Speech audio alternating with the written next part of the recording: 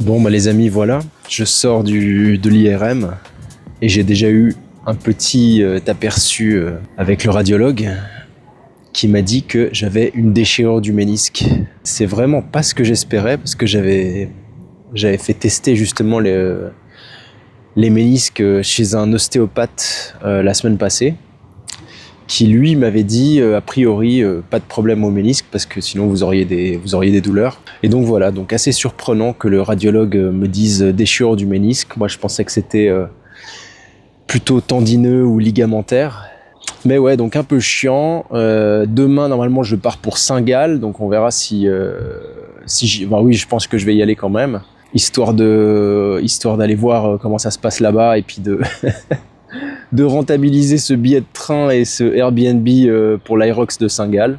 Et puis ça me permettra de travailler un petit peu dans le train, vu qu'il y aura pas mal de trains, donc voilà. Bon, donc je viens de recevoir les résultats officiels du radiologue, et donc c'est une double déchirure du ménisque interne. Pas de problème de ligament, pas de problème de tendon, c'est vraiment pur ménisque. Et là, je suis en train de regarder avec ChatGPT s'il y a besoin de faire une opération ou pas. Donc il me dit j'ai entre 20 et 40% de chances de finir opéré. En tout cas, ce que je me suis dit, c'est que ça ne m'empêche pas de m'entraîner, même si j'ai beaucoup d'objectifs.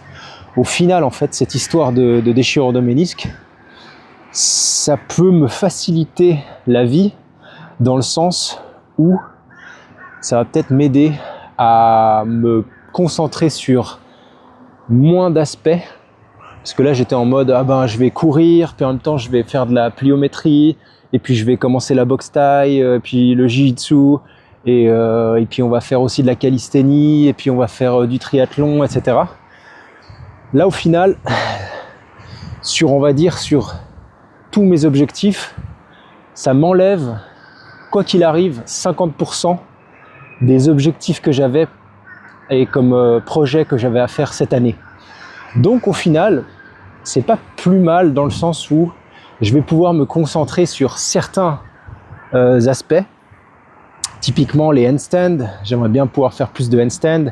Toute la calisthénie, donc des muscle-up. Il y a plein d'autres choses à faire, et je peux faire de la natation. Je peux potentiellement faire du vélo. Donc voilà, et puis la course, je reprendrai quand je reprendrai. S'il y a une opération, j'imagine que c'est pas avant les 6 prochains mois. Et donc voilà, on va faire au fur et à mesure, mais ça m'empêche pas de m'entraîner. Directement, on reprend l'entraînement.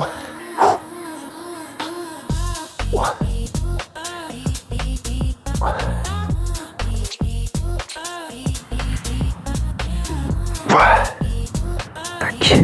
Et oui. Et donc ça va être un maximum de traction, de dips, de pompes. Et puis voilà, on va reprendre les basiques. C'est le jeu. De toute façon, tous les sportifs se blessent à un moment donné. Et il y a plein de choses à apprendre pour chaque blessure. Donc je m'attendais à ce que je me blesse un jour. C'était pas prévu, mais voilà, c'est comme ça. Le plus important, c'est la consistance, donc c'est de continuer à s'entraîner au fur et à mesure, au fil des années. Il faut penser long terme, et c'est pas grave si je peux pas participer à l'Aerox après-demain. C'est pas grave même si je peux pas participer au triathlon cet été. Il y aura d'autres compétitions où je serai à ce moment-là disponible.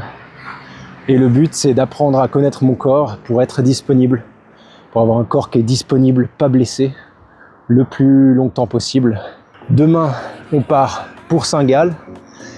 On va juste regarder les gens courir, et puis ce sera déjà un beau spectacle. Et puis voilà, c'est tout.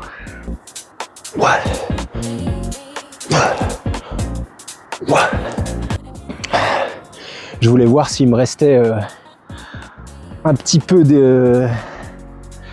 du challenge pompe que j'ai fait l'année passée. Donc là, j'ai commencé par faire 50 pompes. Donc j'arrive à faire 50 pompes d'affilée, ce qui ne m'étonne pas plus que ça parce que j'ai terminé donc le mois de décembre avec plus de 300 pompes par jour. Donc c'est quand même un volume assez conséquent. Donc heureusement j'ai des petits restes et je vais essayer d'entretenir ça le plus possible ces prochains mois, enfin toute l'année. Donc j'essaye de m'envoyer un gros volume de pompe. Donc là j'en ai fait 50 et là on va essayer de, je sais pas si j'arrive à en refaire 50, mais on va essayer d'en faire 40 de suite. C'est parti.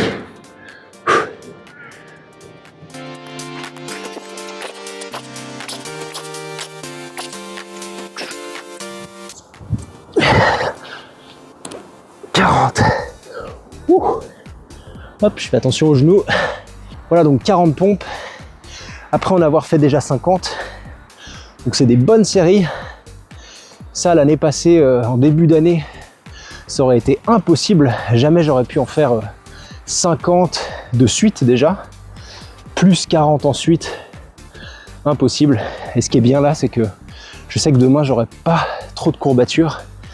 Parce que justement, je suis habitué à avoir un volume en pompe qui est assez conséquent. Et puis voilà, donc là il nous reste encore 40 pompes à faire, mais je vais juste du coup faire des tractions, des petits relevés de jambes, des dips, entraîner un peu les lombaires aussi, et puis voilà, et ce sera tout pour aujourd'hui. Un autre exercice que je vais essayer de spammer un peu ces prochains jours, c'est le pike push-up. Parce que ça, c'est un exercice que j'ai pas pu faire en 2025 à cause du challenge pompe. J'avais pas l'énergie et la force de, en plus de faire 200-300 pompes par jour, de faire en plus des pike push-ups. Donc là, vu qu'en plus j'ai un objectif de handstand push-ups, c'est important. Les pike push-ups, j'en ai pas refaites depuis un bon moment. Donc on va voir un peu où j'en suis maintenant, mi-janvier. Et puis bon, on refera le bilan dans quelques semaines. Donc là, on repart, j'imagine, sur une dizaine de répétitions, pike push-ups.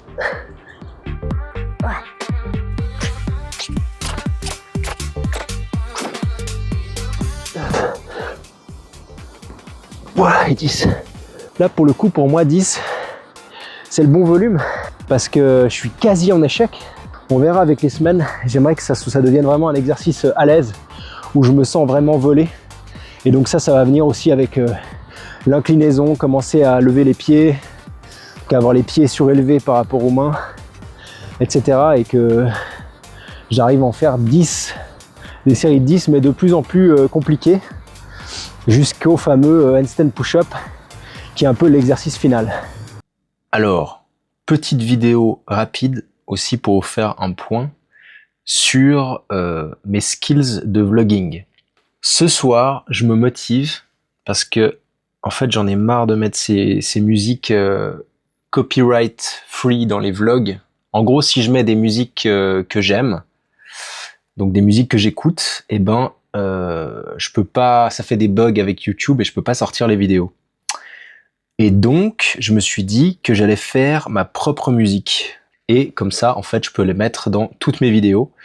Et j'ai aucun problème avec ça. Et donc là, je suis en train de travailler, comme vous pouvez le voir, sur une musique. Et en gros, l'idée...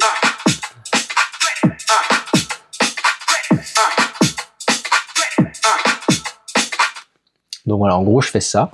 Et l'idée, c'est de mettre une basse, de mettre une mélodie, etc. dessus. Avoir un petit morceau qui fait 4-5 minutes et pouvoir le balancer sur mes vlogs quand j'en ai besoin, donc pour les petites transitions, pour les petits moments, etc. Peut-être que je ferai aussi une musique d'intro.